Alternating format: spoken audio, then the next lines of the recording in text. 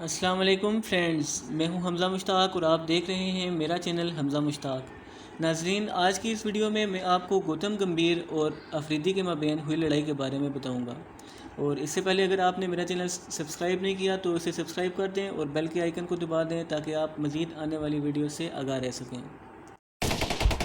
افریدی اور گوتم ایک مرتبہ پھر آمنے سامنے۔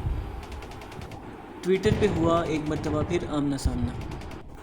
افریدی ان دنوں ایل او سی پہ آزاد کشمیر میں اپنی فاؤنڈیشن کے ذریعے لوگوں کی مدد کر رہے ہیں، اور ان کا ایک ویڈیو کلپ بہت وائرل ہو گیا ہے جس میں وہ پی ایم نریندر مودی کا مکروہ چہرہ دنیا کے سامنے لا رہے تھے، اور گوتم کو یہ بات ہضم نہیں ہوئی اور ٹویٹ کر ڈالا۔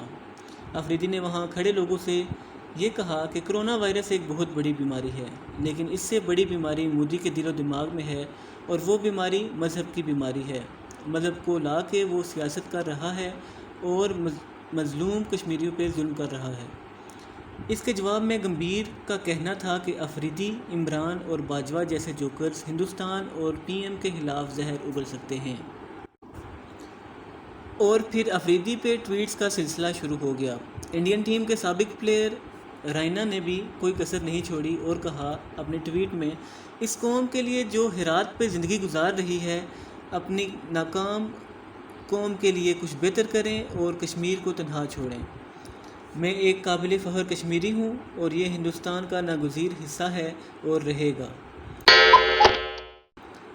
اس تقریر کے بعد جو کہ افریدی نے کی، انڈیا کی طرف سے بہت جارحانہ رد عمل سامنے آیا ہے اور بہت سے لوگوں کی ٹویٹس آنا شروع ہو گئیں، جبکہ پاکستان میں سے افریدی کو ڈیفینڈ کرنے کے لیے کوئی کھڑا نہیں ہوا۔ میں آپ لوگوں سے پوچھنا چاہتا ہوں کہ کیا افریدی نے کچھ غلط کہا؟ اپنی رائے کا اظہار کمنٹس کی صورت میں کریں۔ شکریہ۔